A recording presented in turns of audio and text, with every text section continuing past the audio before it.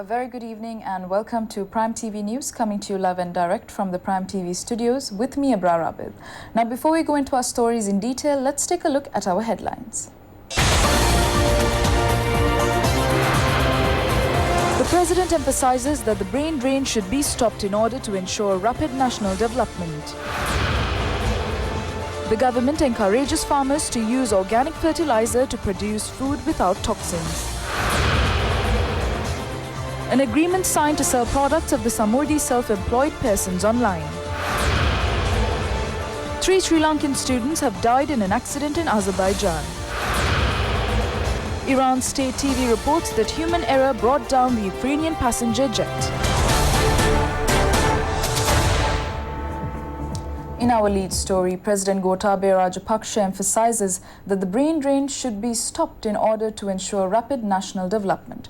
The President said that higher education opportunities should be expanded while safeguarding free education. The President was speaking at a graduation ceremony of the Sir John Kotalawala Defence University. The convocation was held at BMICH.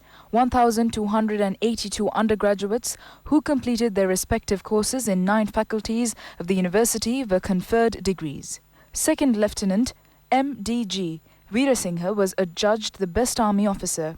Deputy Lieutenant M.A.S.L. Vijayratna was inducted as the best officer in Navy. Flying Officer H.M.J.S.B. Herat was selected as the best Air Force officer.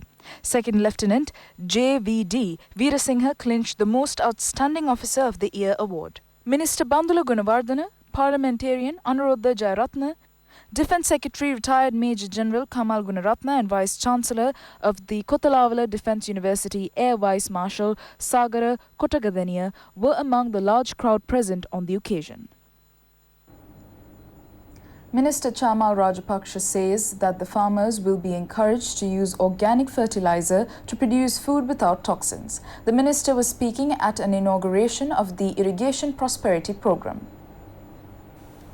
The inauguration ceremony of the Irrigation Prosperity Program implemented by the Department of Irrigation according to the Vistas of Prosperity and Splendor Manifesto took place at Veerakkete in Hambantota. It took place under the patronage of Minister Chamal Rajapaksa. State Minister Mahinda Yapa Abewardena was present on the occasion. The project aims to develop tanks and canals to uplift farmer communities in the island. Aqua plants in Udukirivilla tank were removed using a new machine on the occasion. The farmer community in the area expressed their appreciation for launching such a project. An agreement has been signed to sell products of the Samurdhi self-employed persons online. The agreement has been signed between the Samurdhi Department and Daraz.lk. It was signed at the Ministry of Social Security at Setsiripaya with the attendance of Minister Pavitra Vanyarachi and State Minister Taraka Balasurya. Director General of Samurdhi Saman Bandara and Chief Executive Officer of Daraz.lk, Rakil Fernando, signed the agreement. Speaking on the occasion, Minister Pavitra Vanyarachi said it could be identified as one of the steps taken by the new government based on the manifesto of Vision for Prosperity. 3 Sri Lankan students have died in an accident in Azerbaijan. They have been studying IT and fashion designing courses at the Western Caspian University. 2 of them are 21 and 23-year-old sisters from Piliyandala. Their aunt, who lives in Bokundara, Piliyandala, suffered a sudden heart attack which led to her death upon hearing the tragic news. The other student was a 25-year-old girl from the Kelaniya area. Azerbaijan authorities said that all 3 of them died by a sudden fire in the apartment where the students were housed.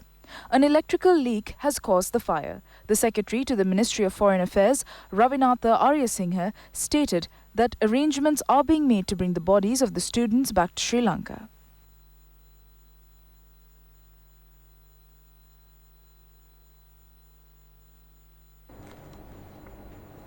In more local news, President Gotabaya Rajapaksa visited Sri Dalada Maligava in Kandy this morning, engaged in religious observances and later called over on the Mahanayaka Theros. President Gotabaya Rajapaksa was received by Devadana Nilame Pradeep Nilangadala when he arrived at Dalada Maligava in Kandy this morning. The President paid homage to the sacred tooth relic and received the blessings. A group of ministers and MPs were also present on the occasion.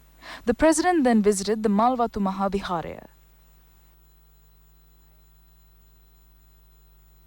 State Minister Life+news Bewardena says that steps will be taken to develop Ranminithanna Mahinda Rajapaksa National Telecinema Village. The Ranminithanna Mahinda Rajapaksa Telecinema Village was launched on the 30th of March 2010. State Minister Life+news Bewardena made an inspection tour of the village to look into its activities. Ministry Secretary Professor Sananda Madhamabandara accompanied him on the visit. The Telecinema Village, which is located on 235 acres, provides backdrops and studio facilities for local and foreign artistic creations. Several local and foreign productions have been done on the location.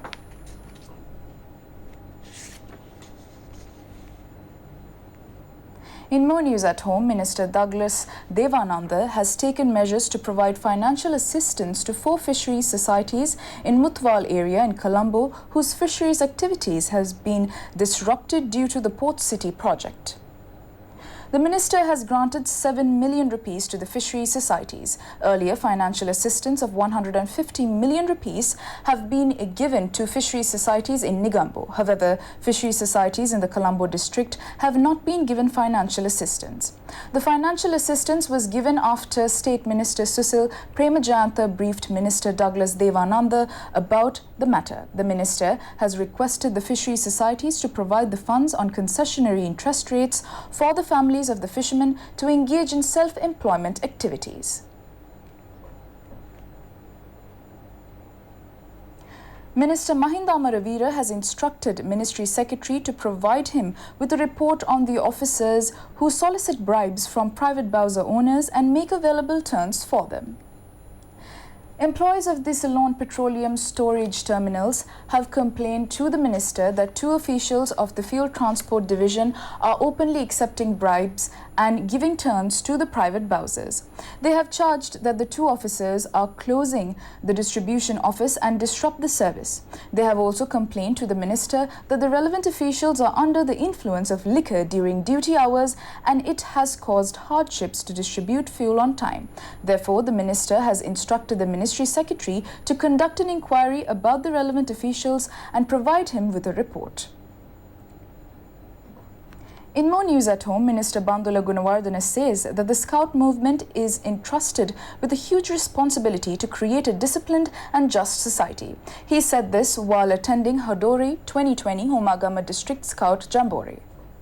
The District Scout Jamboree is held this time under the theme New Vision for a New World. It is being held at Kottava Dharmapala Vidyalaya. 800 scouts belonging to 27 scout troops are attending the Jamboree. It has been organized under the guidance of the Commission of Homagama District Scout Association, Anil Pereira. State Minister Susil Premajayantha was present on the occasion. In more local news, the National Building Research Organization has started geological investigation into the leakage of the Moragahakanda Dam. A detailed report will be submitted to the Mahavali Authority about the conclusion of the investigation. Attention will be drawn to the geological stability of the Moragahakanda main dam where there is a water leak. A NBRO official said that the depths and direction of the water leak will be determined utilizing high-tech equipment.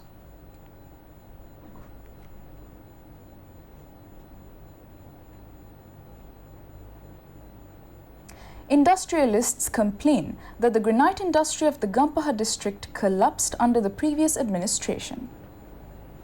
Residents of Mirigama Akkaravissa area said that there used to be around 27 granite sites in the area, but the number has been reduced to a few in the recent years. This has resulted in unemployment and a number of other issues in the area. Chairperson of the Gampaha District Development Committee, parliamentarian Sudarshini Fernandapulle, has visited the area to look into the matter. She said that the granite industrialists have been treated unjustly under the previous government. She mentioned that a committee had been appointed to probe the matter. In accordance with the committee recommendations, a valuation report will be obtained. The permits will be extended until the report is received. Sudarshini Fernandapulle pointed out that the President has envisaged a simple and practical system of issuing permits. The parliamentarian said that a long-lasting solution will be given to the issues after consulting the Prime Minister. In more news at home, the 12 students who were arrested in connection with the clash at Colombo University have been remanded until Monday. The clash took place between two groups of students at the Colombo University on the 8th of this month. Two of the injured students following the clash were admitted to the National Hospital in Colombo and they are still undergoing treatment. The 12 students were arrested yesterday following an investigation conducted into the clash by the Cinnamon Garden Police. They were remanded after being produced before Housethorpe Magistrate.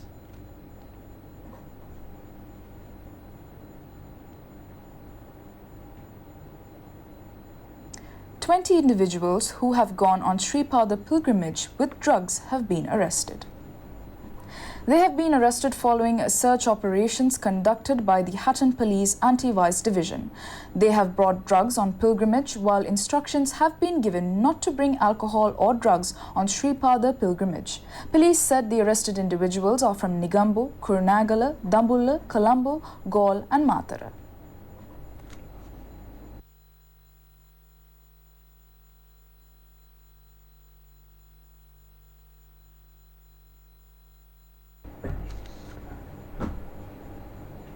And that is all the news for today. Do join us again tomorrow for the very latest. For the Prime TV News team, I'm Abrar Abid. A very good evening and take care.